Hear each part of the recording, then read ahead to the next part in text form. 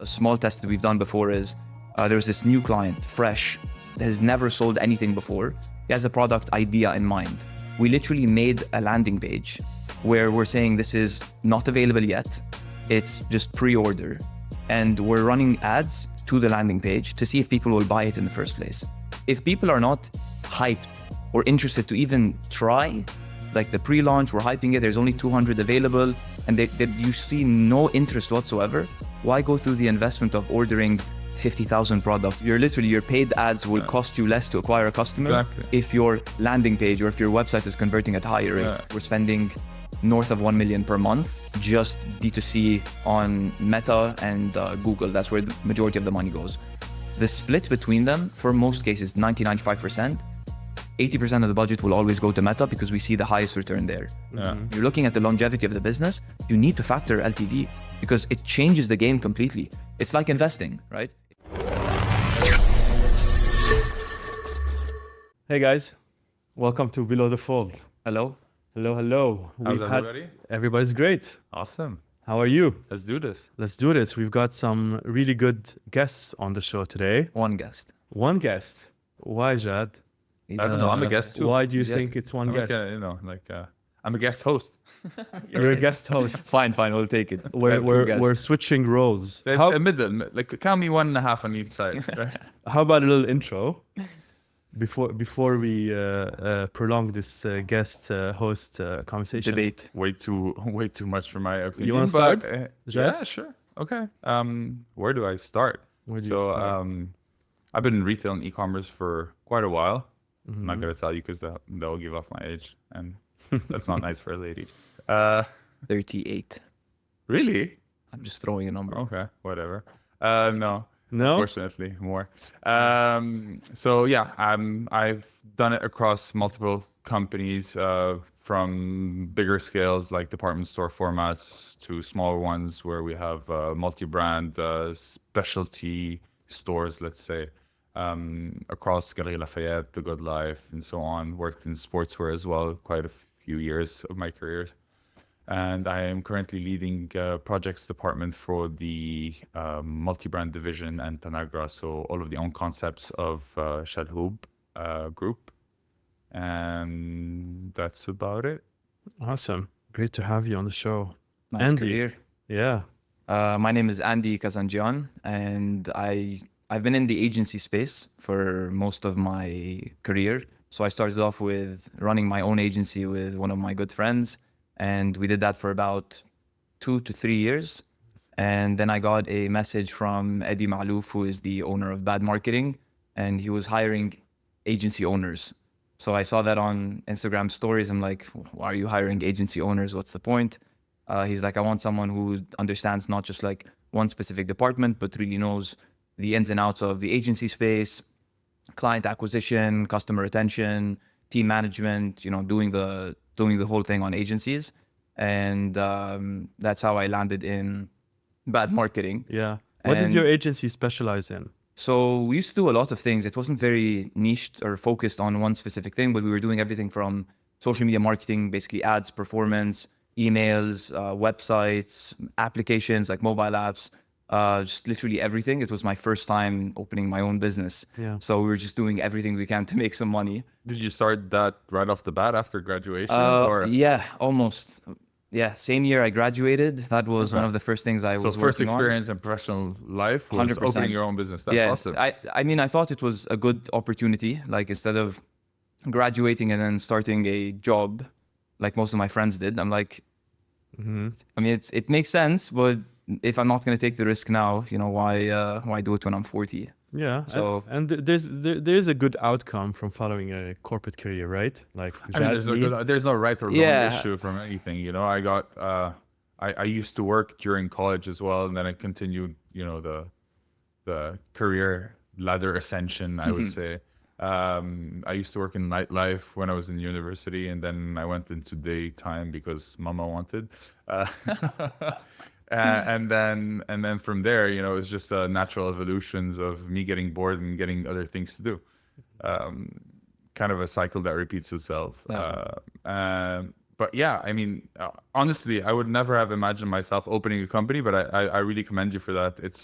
It takes, I mean, more than balls, you know, either complete ignorance or absolute courage, or a bit of both. But it's awesome. And now you're in e-commerce. Yeah, now I'm fully specialized in e-commerce, and it's just how it transitioned. We're doing everything, websites, apps, and social media, to now just focus purely on e-com. Fantastic. And you did suggest a couple topics that we're going to discuss today that I found interesting, that we'll discuss. But before we get to that, this is Jad's second appearance on the show. Is it? It is. He must be dragging in views for sure. He is definitely Apparently. dragging the views.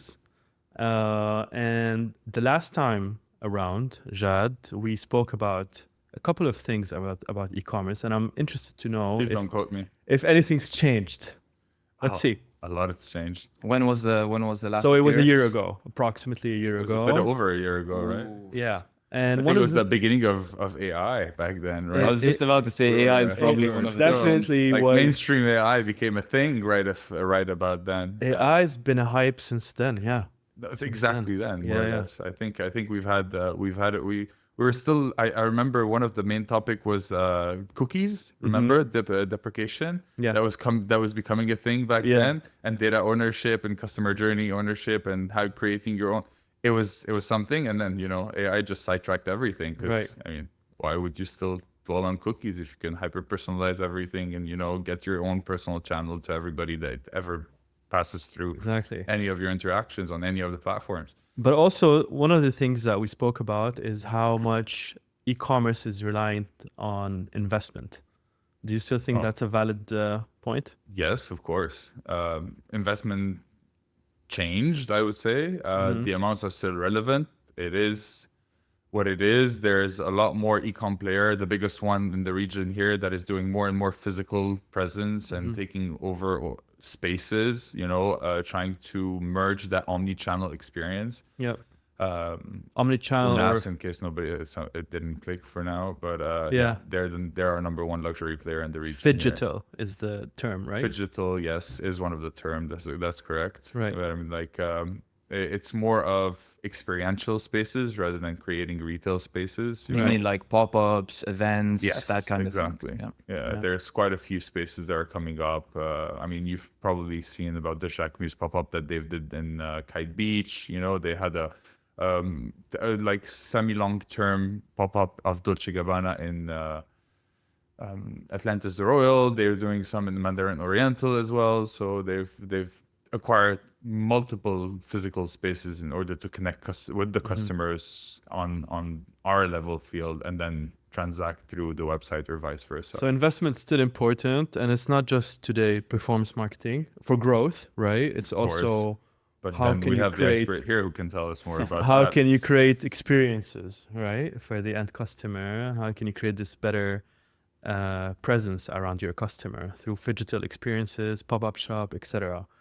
What do you think? Performance marketing or experience? It's not a this or that question. I think to start, obviously, you can't be comparing yourself to the likes of Unas or the Shalhoub brands level. These guys are already at a different stage than most people who are just starting out.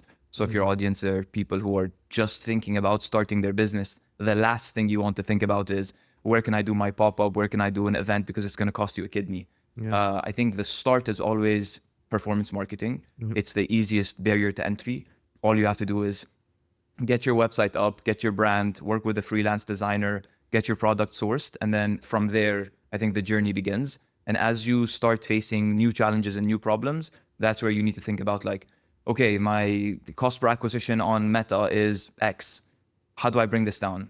Fine, creatives could be a nice way, working with influencers is a nice way, but then you'll face new challenges, and every single level, the answer will probably lean towards what you're saying is offline events, pop-ups, working with live offline marketing, because that's where you get to connect with the customer. Yeah. So, but I think as a beginning, for sure, my answer every single time will be performance marketing and online. Yeah. And when we say For performance, everything, For across everything, 100%. doesn't because matter what you're selling, service, brand, Nothing. product, nothing. 100%. The Okay. reason I think that is because the cost is just so cheap for you to test if the product or the service even works in the first place. So one of a small test that we've done before is there was this new client, fresh, has never sold anything before. He has a product idea in mind. We literally made a landing page where we're saying this is not available yet. It's just pre-order. And we're running ads to the landing page to see if people will buy it in the first place. If people are not hyped or interested to even try, like the pre-launch, we're hyping it, there's only 200 available, and you see no interest whatsoever, why go through the investment of ordering 50,000 products? Why go through the hassle of opening a brick and mortar store if you don't even know if there's interest around it? So I think one of the biggest mistakes people do is they get excited about their idea without proving it first. And we live in an age where you can prove it with less than $1,000. So prove the idea, prove the model first. And if you see there's clear interest, go for it. If you want to do your store, sure. If you want to do something offline, sure. But I mean, there's a very easy way to So you went from doing the MVP to mimicking an MVP or simulating an MVP 100%. And seeing if it actually works. And the idea is like most MVPs are minimum viable product, right? Like there's very minimal things you can test. But when you have a landing page where you're asking people to pay you for the product, it's no longer an MVP. You've got the money. You got someone to pay you for it. So you know that they're interested now. It's not like, hey, test this out and tell me what your opinion is. I'm not asking for your opinion. So what do you do? You refund the person and say, sorry, we're going to push the product. No, you would have that on your landing page saying, like, if you put the order now, it's going to come to you in 8 months, if that's the projection of, when you're going to actually launch. And obviously, if you decide not to go for it, obviously you're going to have to refund the money. But like, that would be a very, very smooth test. And if it works, you just made money to start with. You can now use the customer's money to order your products. It's such an easy barrier. It's just a very fast way to test if this works. Obviously, if you already have money and you want to take the risk anyways, go for it. But for someone who's just starting out, this would be the best way, my opinion. Yeah. Well, sounds like a good model for dropshipping, right? And you're triggering me now. It does sound like what dropshipping. It's such a clickbait. The caption of this YouTube video is going to be, is dropshipping dead? There is some sexiness to it, don't own the product, don't put the cash, but make money out of it. So I'm not saying, just to clarify, I'm not saying don't own the product. Do the brand, get the fully branded product, make it yours, just like you would have launched anyways. What I'm just saying is don't order the product. Yeah, you still need to design the product. 100%. You still need to work the branding on the brand needs to identity. be there. 100%. And you need to, you need to order the sample as well. You need to see it yourself. I'm not saying like, let the Chinese supplier just ship it directly to someone living in UAE or the US. That's not what I'm saying.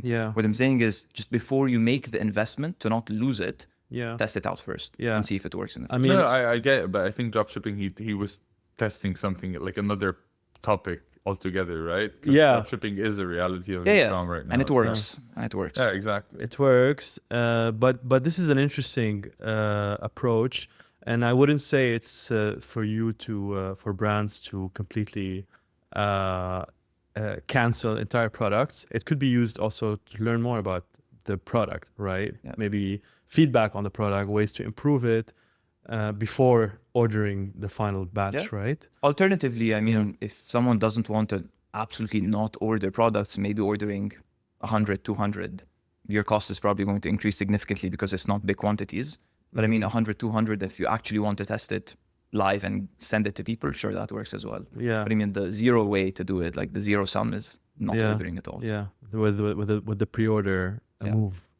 See if you're actually solving a pain point or not by creating a new product. But this only applies for new products, right? Or new technologies. Which is why, like, the point is, Unas and Level and all these big players, you can't really compare what they do to what starting brands will do.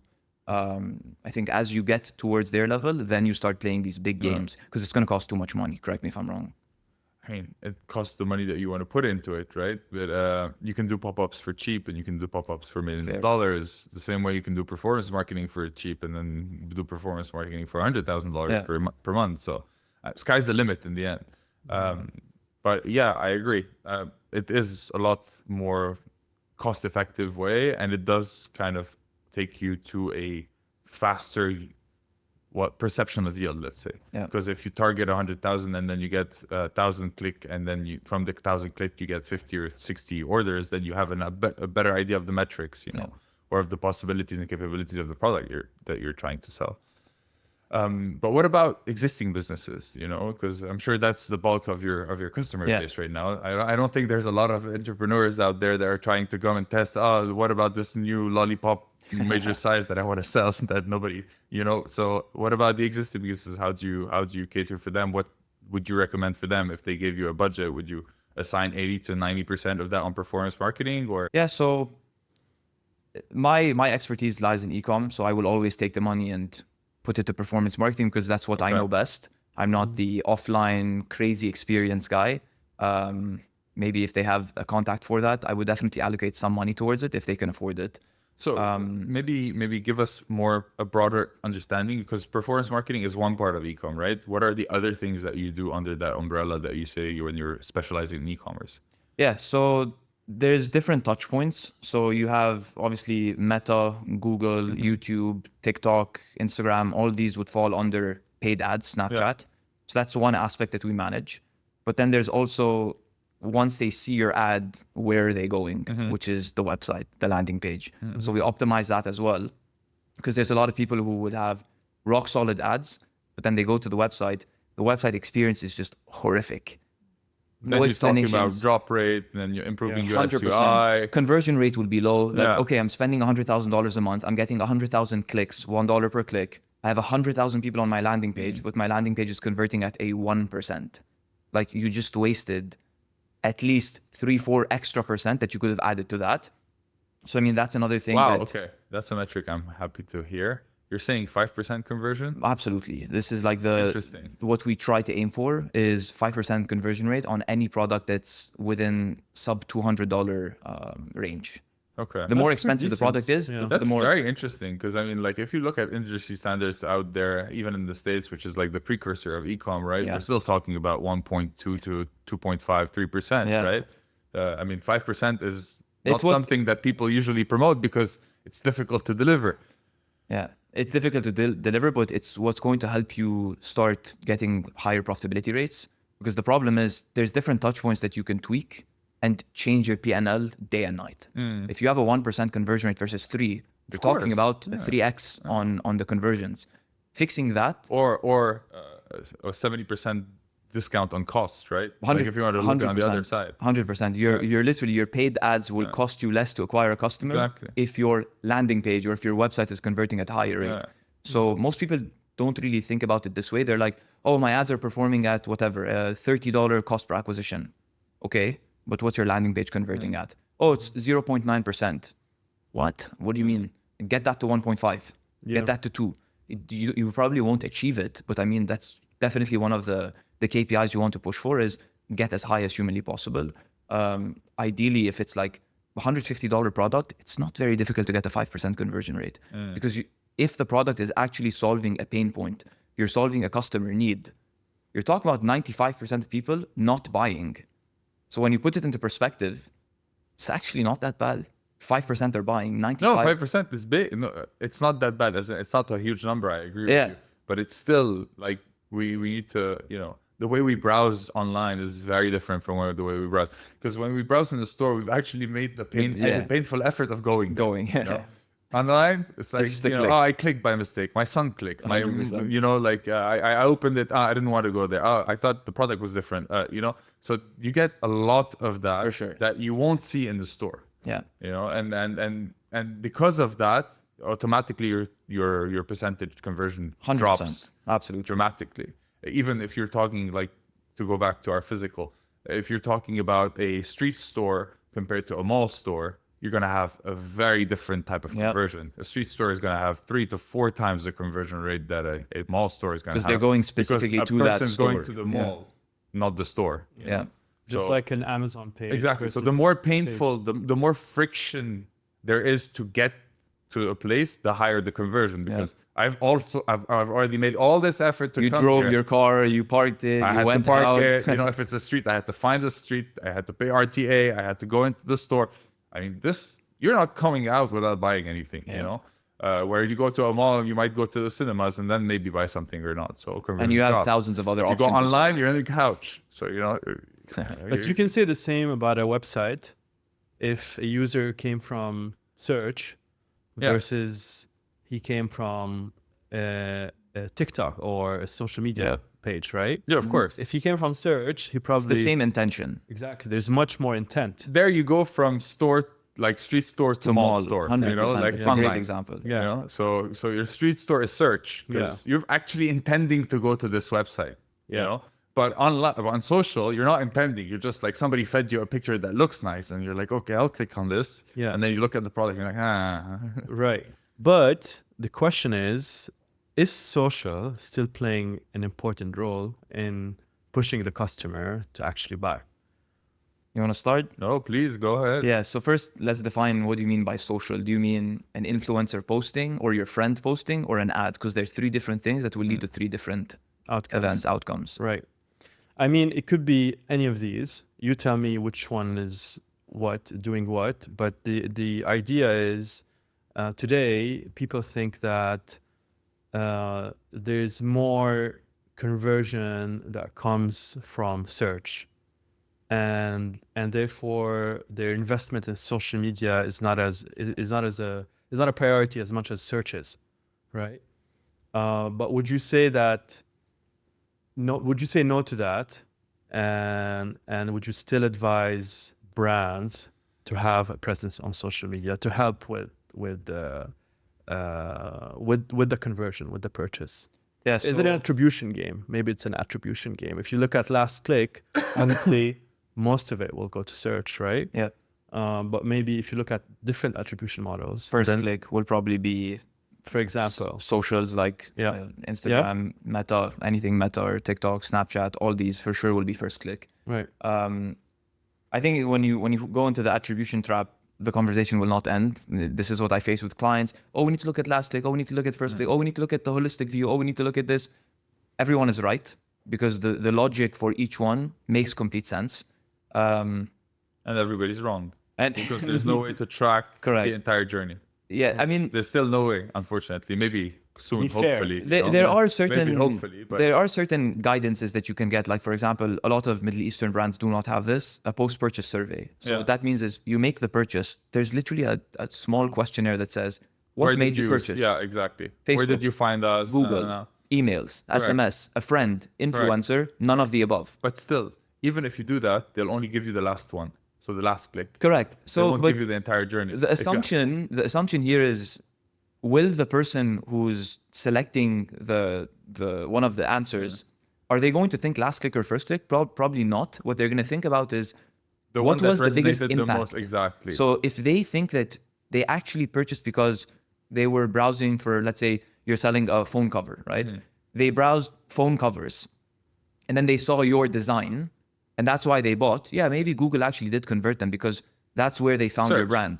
Yeah, but if they saw an ad on Instagram of a super cool video where they're doing like, I don't know, an unboxing ASMR into the microphone, and that's what triggered them to like say, oh, I want to buy this, probably Meta is the answer. So I think just listening to the person who's answering is probably the best bet. There will for sure be some human error, let's say, where probably the actual impact was Meta, but they selected emails or a friend. Maybe, or maybe someone just answered because they didn't see the X button, so they just randomly clicked on one and then submitted. It's a build-up, right? It's a build-up to top of mind. Now, top of mind can be about product. It can be about brand. We usually attribute it to brand, but top of mind can be a need as well to be addressed, you know? So the building of the need to be addressed, somebody that crashes their screen on their phone, and then you put a cover that shows you that your screen won't be scratched, automatically makes them want to buy. Maybe not immediately, but the next time they scratch and fix their phone, you know what I mean? So how do you know if he's seen it on Meta or Snapchat or searched and bought? It's impossible. Yeah, it's tough. Really, So, but, really but to impossible. answer your question specifically, because there are cases like what you guys were explaining before, like maybe they saw it on search, maybe they saw it on social. The answer is to be everywhere. That's Exactly. literally the Agreed. bottom line. Yeah. You'll see a lot of brands, especially Middle East, obviously because ecom is newer, let's say, than it is in the US. The US have been playing this game for a long time, but they're not everywhere. Most brands are in one or two places. Majority is Meta, not Google, I would say. But there's such a big gap in brands using Google to their advantage. They would bid on Google, using Google so far has always been about SEO, right? So it's 100%, not always ads. been like SEO. But it's a hard battle. Why would you work for 1-2 Exactly. years Why on would- SEO when yeah. you can just pay for the click. It's $1, get the purchase. I'm not saying don't do SEO. SEO is for sure something great that you should have, because when, I don't know, you're low on cash, you want to turn off your ads, you'll still rank somewhat good in a good rate. But And it will help your PPC be more profitable. 100%. Or more 100%, efficient. Right? absolutely. With the And relevancy every brand score. should Yeah. work on it. But what I'm saying is, like, bid on the main key terms, because other competitors, if they bid on it, you're now, even if your SEO is ranked one, you're technically third, because there's 2 people bidding on ads for those key terms. Yeah. What's the point? Get your SEO to be ranked first. Great. Also bid on the key terms. The problem is also not getting first, it's staying first, because it's the same cost, right? So you continue having to optimize everything from your metadata to your 100%. pictures to the naming of your products, your GTIN, everything needs to be top. The blog post, someone has to continuously write your blog post continuously. Like, it's not a race that you get to the finish line and then you're done. You Exactly. can rest now. No, the finish line always moves as you move with it. 100%. So yeah, the bottom line is it's not which is more important. I think you need to be everywhere. Yeah. But if you ask me where the biggest impact is going to be, 100% social every single time. Because if you look at the and mostly depends on the industry, but if you're in an industry that has an insane search volume per month, so like basic stuff like coffee is, everyone drinks coffee. So probably if you look at the search trends, coffee is like at all-time highs. So when people are searching for coffee, you'll probably be able to make a lot of money from Google compared to a meta ad. Yeah. So that really depends on the industry, but most cases, if you don't have a crazy high search volume for the product you're selling, social is the answer. Right. Okay. So be on social, be everywhere. But how would you define then how much budget to allocate on each platform?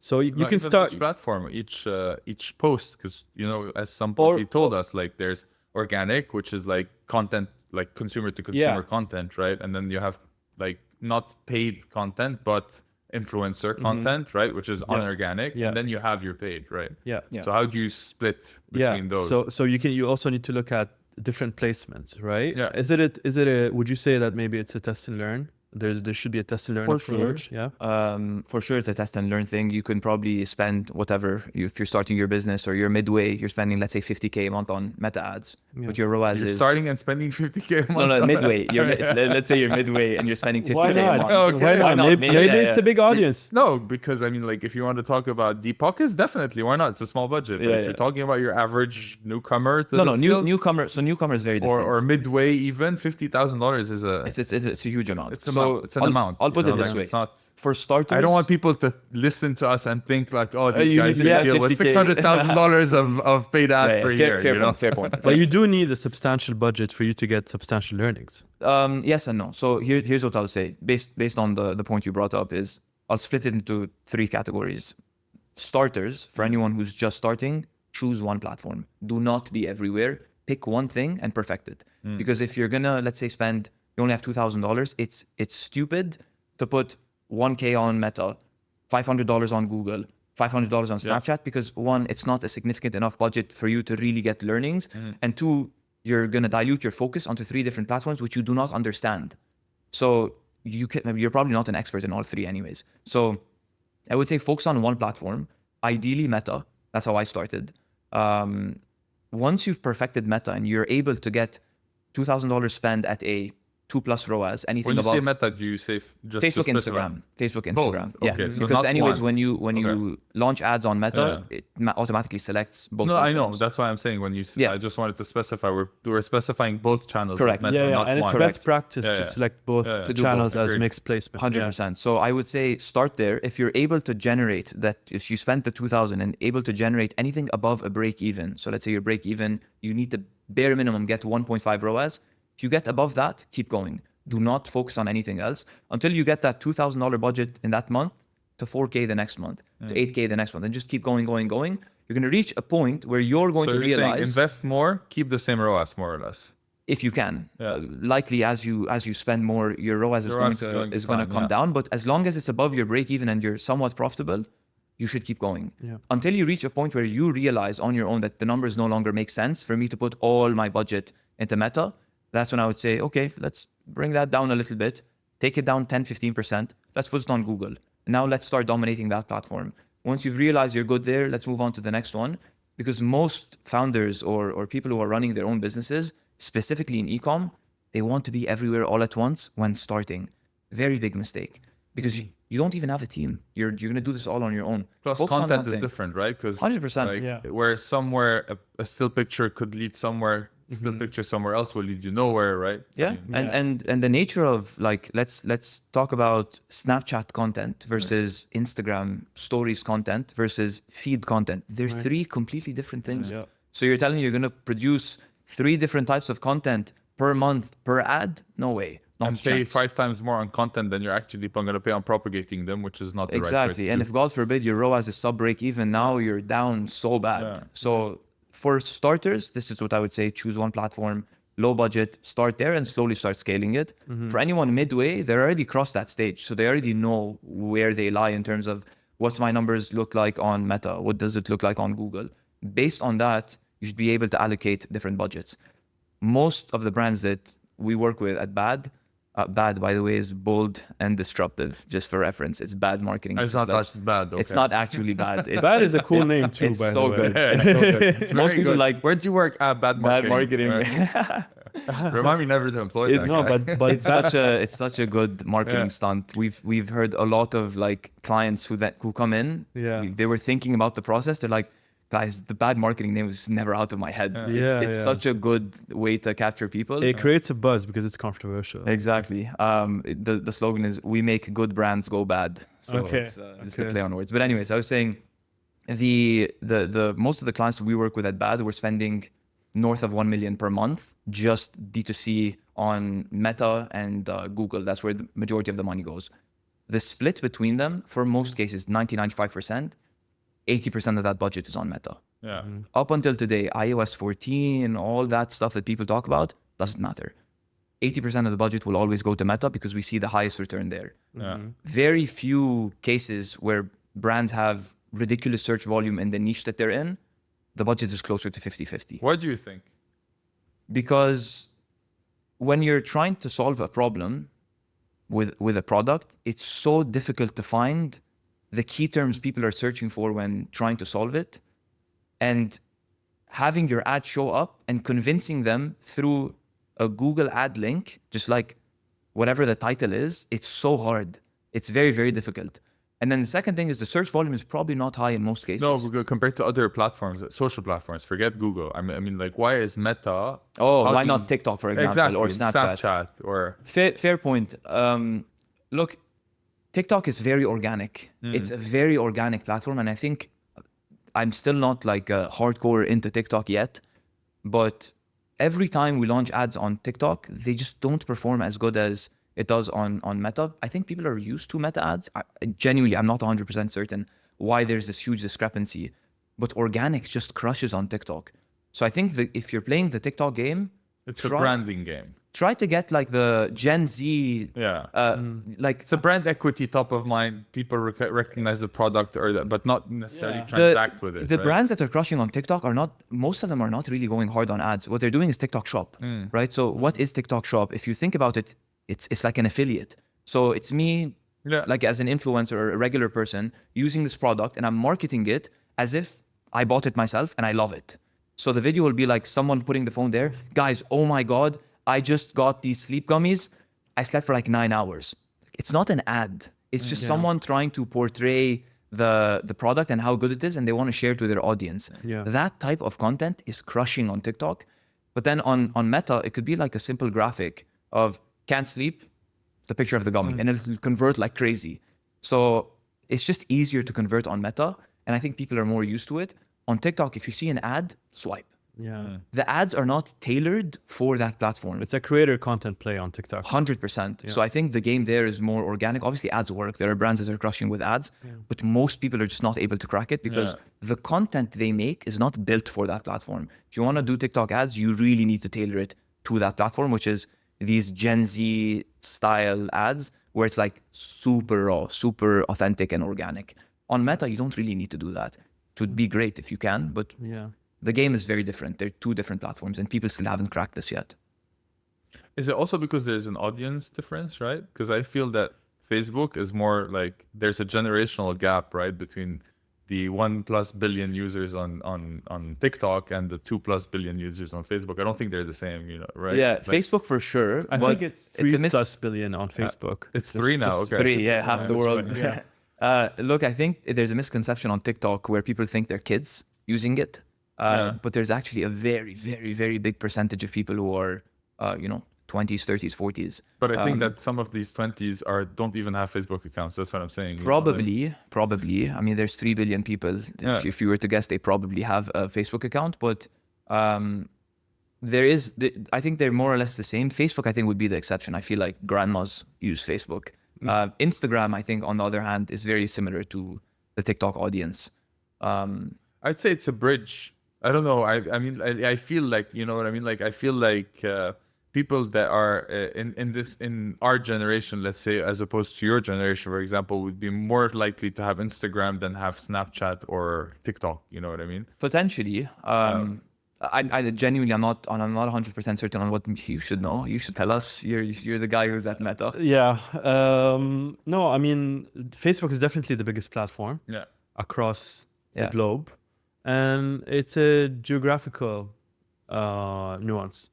So Snapchat is more prominent in Saudi. Saudi, for yeah. example. And it And depends. US, number one, number two markets. It really depends on the market. TikTok is China, for example. Instagram is huge in Turkey, for example. Yeah. So it really depends on the demographics. Yeah. Yeah. Age, but do you see like huge discrepancies between Facebook and Instagram? Do you feel like older people use Facebook more than they use Instagram? More older people, I would say more. Like, Yeah. let's say out of 3 billion on Facebook, for example, you probably have 1 billion that are not on TikTok, Yeah. for example. And these 1 billion would probably be the older generations rather than the younger ones. Yeah. This is my opinion. I genuinely have no idea. I would say It's potentially, maybe in some markets, Facebook is more skewed towards an older demographic. older age groups. Yeah. Yeah. But what I find surprising is the performance on Facebook versus other channels. Like, even though it may not be the exact same audience as other platforms, the cost efficiency Crazy. is just so good. Thank you, Mark Zuckerberg. Yes. The guy has made millions for people. Genuinely. I can't, it still is not like sunk in yet. The amount of money people can make on Meta, whether they're just starting out or whether they're already huge brands, is abnormal. There is no platform that's more efficient than Facebook, period. Not Facebook, Meta as a whole. Yeah. Nothing comes close to it on Right. paid ads. Yeah. It's ridiculous. So what happens when the brand starts looking at Lastclick attribution? It becomes horrible. No, I think, look, for what we do with our clients is we make it a mission before they even sign the documents of signing up the contract for 3 months, 6 months, whatever the case is. We make it a mission. Even the sales team at BAD, they really need to understand what they're signing up for. You're not signing up for, you come in, you get a 6 ROAS. You're not going to see a 6 ROAS. I literally get on calls with some of our clients when I'm, overseeing the process. We have 40 plus clients. So every time there's like shakiness in the relationship, they're doubting the process, I get on a call with them. I'm like, hey guys, look, you compare yourself to other brands in the space. No one is seeing a 6 ROAS. Get it out of your head.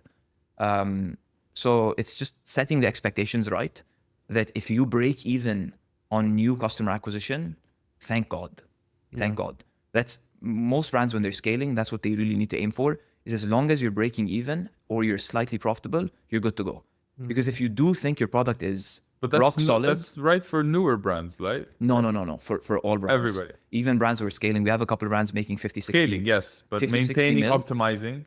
No, I mean, if you're not growing, you don't have a cost anyways associated to acquiring new customers, right? It's not crazy. But when you're ramping up your spend and you're scaling, you're making whatever. Let's say you're It really acquiring... depends on what the brand wants, right? If you want to double, triple, quadruple your audience, then the amount of money you're putting in is to grow that.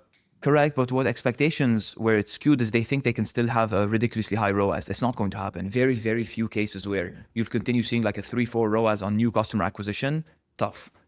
For most brands, again, with the AOV range of somewhere around 200 or sub 200, it's very difficult to get these ridiculous ROAS numbers.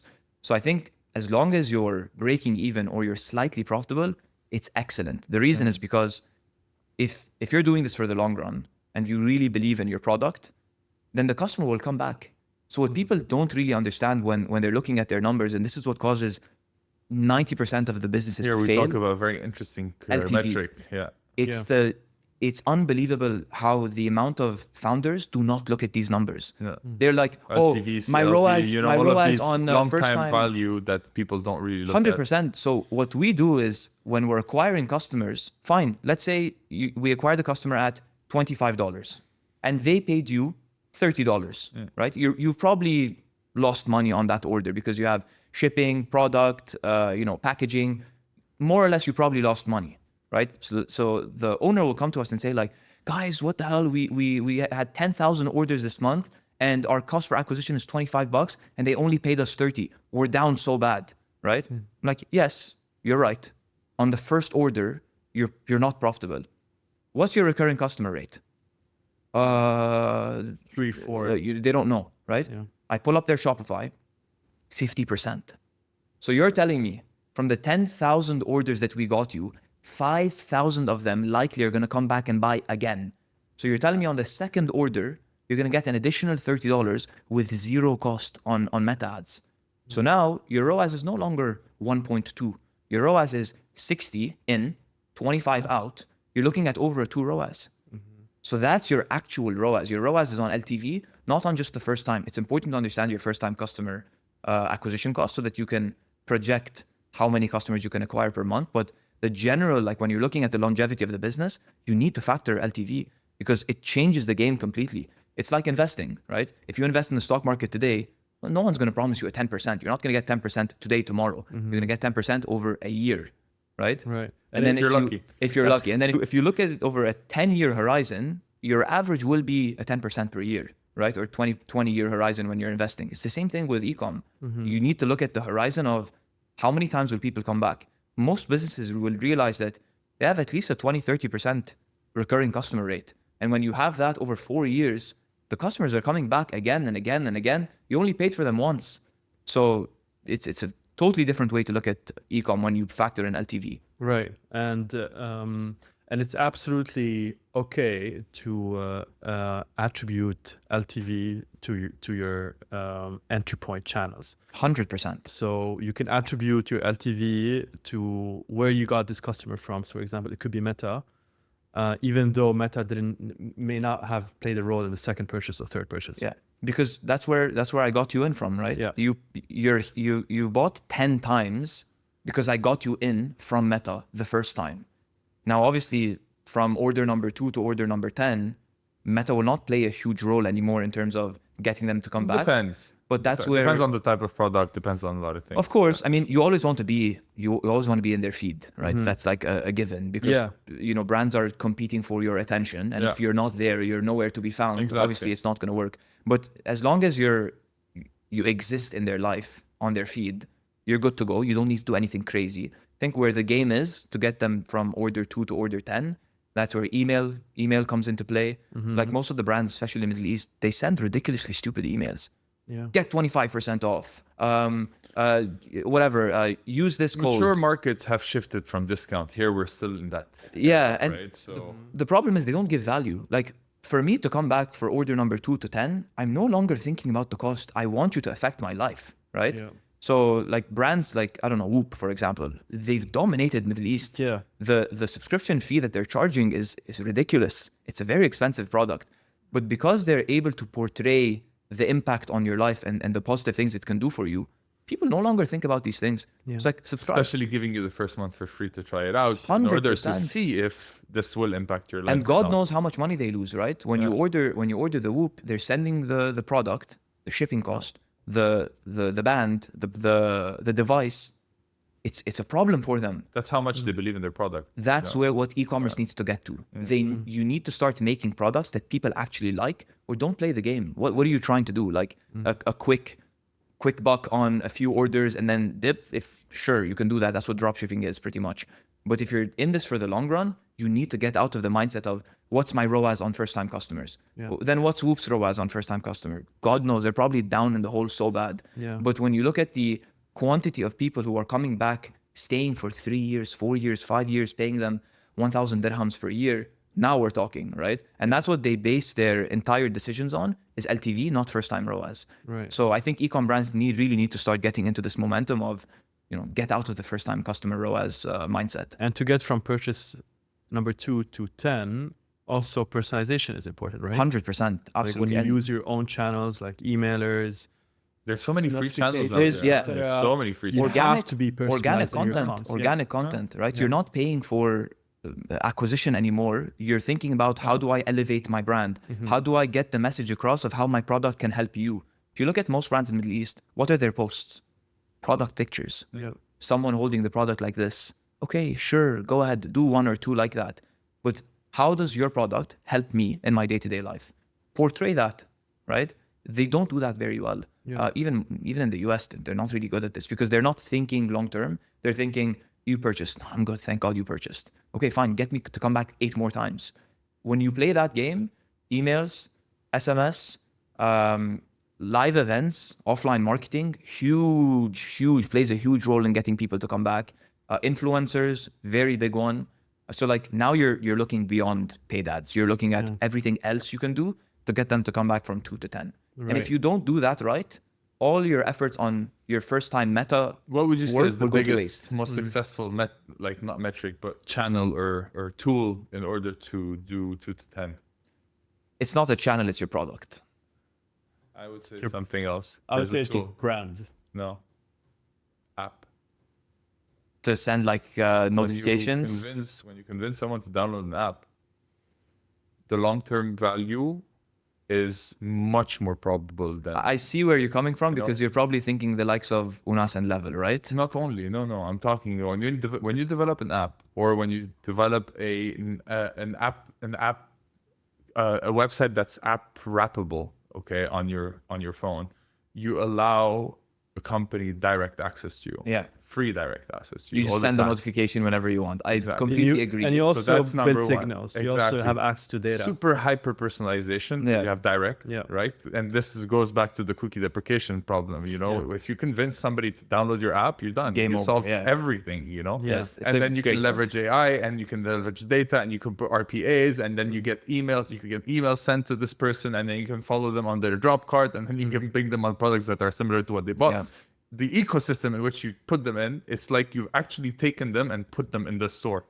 Yeah. Literally. And they will never leave that store, because they will never leave that phone. The only nuance I would add to this is a lot of ecom brands, especially the ones we work with, will not be able to pull off an app. The reason is because, I don't know, let's say you sell, I'm thinking of a product,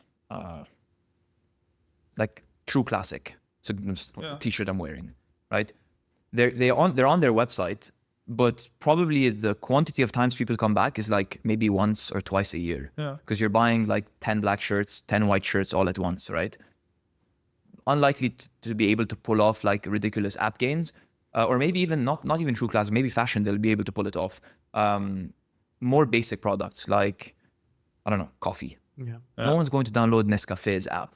You're just going to buy it from the supermarket. So No, but there they are could some download brands. Nestle's app. You download whose app? They could download Nestle's app. That's what. Oh, fine. Maybe. Like not product specific. But I mean, do you category really want to have specific, like a Nestle app on your? I don't know if people will be leaning towards that a lot. I mean, let's think out of the box right now. Okay, imagine Nestle did a subscribe model that's as profitable, if not more, than Amazon, right? Because Amazon is selling Nestle's product on a subscribe model that is cheaper than what you could buy them in supermarkets, right? But who owns the IP? Who owns the brand? Who own you know what I mean? Like who can actually leverage that model? Yeah, fair point. I think if you're able to launch an app and sustain it and make it still manage to be profitable, because it costs money, right, to have an app. I think it's a great source of data to be able to personalize your 100%. your communication. But I think when it comes to personalization, you need to be personalized everywhere. You need to apply personalization everywhere, and you can do it through an app. An app is great, I agree, but you also have to manage to be personalized on social media, on the website, right? Even on emails or SMS. One doesn't stop the other, absolutely. Yeah, and the amount of depth you can take this to is actually crazy, even on emails. Like most of the brands that I buy in Middle East, right, Middle East-based brands, the email goes out to everyone the same way. I'm on my 8th order. Stop sending me 25% off.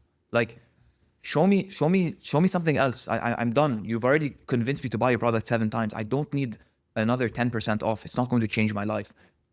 The personalization should be through segmentation, right? So you segment people who are sub 3 orders. You need to talk to these people very differently than you talk to the 10th plus order people. They're already convinced. Stop convincing them that your product is good for them. They already know. And the next few months, I think people are going to go even further. They're going to want that you speak to them individually. You don't put them in the pot anymore. You know, you can't speak to people that have sub 3 orders, plus 3 orders, 8 orders. Doesn't matter. You need to speak to Andy. You need to speak to Brahim. You need to speak to me. And this is exactly how it's going to go, right? Yeah. It's no longer going to be acceptable. The same way that we, like 10 years ago, it would have been dear guest. Yeah. You know? Today, if somebody sends you dear guest, like, in which decade are you still in? You know? Yeah. And tomorrow, it's not going to be dear. It's not going to be anything. It has to be in the tone of voice that you're used to. You know, like if you're a person that says bro to everybody, you would expect to have an email that's bro from a brand. You know what I mean? Like, this is how specialized we're going to become in terms of communication. Yeah. We have to wrap this up, unfortunately, because I'm saying unfortunately because I feel like there's more to talk about. I feel like we could have. Yeah. Let's make a sequel. we can definitely make a sequel, because I feel like we can talk a lot more about where can brands get data from to be more personalized. And I feel like we touched a little bit on it with the app. Yeah. I think we can talk a bit more about what could be other sources as well.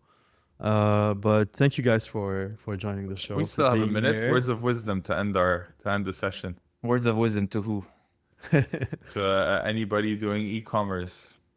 Or want to do e-commerce. I mean, based off of my experience, e-commerce is the number one way to be able to go from 0 to 1. I think if you have no experience or just graduating from university, probably the best thing you can do is launch your own e-commerce business. It will teach you everything from finance, managing your cash flows, inventory, making your own brand, design, customer service, web development. You're going to literally learn how to run a business with very little upfront cost. It's genuinely the easiest barrier to entry compared to any other business model. And probably the best place you can learn this, I don't know if you guys know Jad Fakani, Wolf of Bay. He literally teaches how to start from scratch, from zero, teaches you everything you need to know on how to launch your business. And it's tailored for Middle East. So if your audience is Middle East based, this would be the go-to, in my opinion, of where to learn and then take that and run. Amazing. God knows where you can land afterwards. No money was on a paid podcast. By Wolf of Bay. On a podcast. That's so good. No money was paid by Wolf of Bay. No. This is free media. not sponsored. Hopefully we can bring it. Bad marketing hasn't paid for this either. Cool. Well, good stuff. Awesome. Good speaking to you guys. Great to have you. Have a great day, everyone. Thank you for having me.